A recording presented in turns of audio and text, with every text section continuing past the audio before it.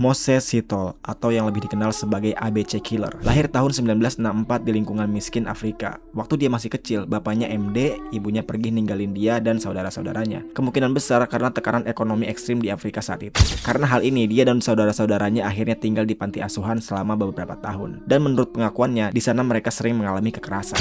Ketika remaja, Sitol mulai masuk ke dunia kriminal. Dia ditangkap karena kasus pemerkosaan dan menjalani hukuman selama 7 tahun penjara.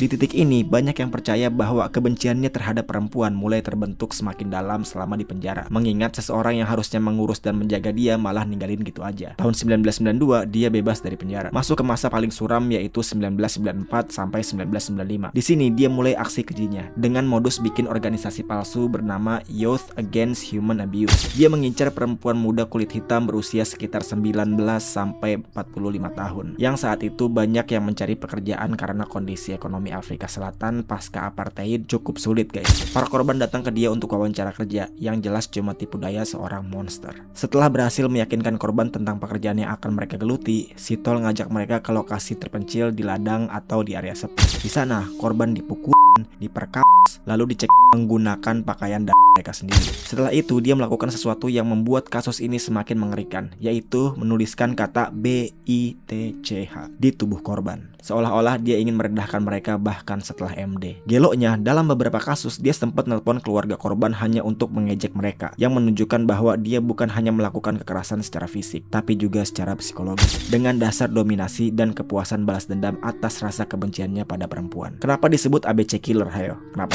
Karena dia beroperasi di 3 kota yang inisialnya berurutan. Ada Ridgeville, Boksburg, dan Cleveland. Semuanya ada di wilayah Gauteng, sebuah provinsi kecil di Afrika Selatan. Kasus ini akhirnya membuat seluruh Afrika Selatan geger. Presiden saat itu, Nelson Mandela, sampai turun tangan langsung untuk meminta bantuan publik dalam penangkapan pelaku. Bulan Oktober 1995, Sitol menelpon seorang jurnalis dan mengaku bahwa dia adalah orang yang sedang dicari. Untuk membuktikan ucapannya, dia memberikan lokasi salah satu jasad korban. Ternyata benar, di situ ada jasad. Waktu mau ditangkap, Sitol ternyata nggak nyerah gitu aja. Dia bahkan melawan dan akhirnya membuat dia dijebak kompetisi beberapa kali. Di rumah sakit diketahui bahwa dia positif HIV.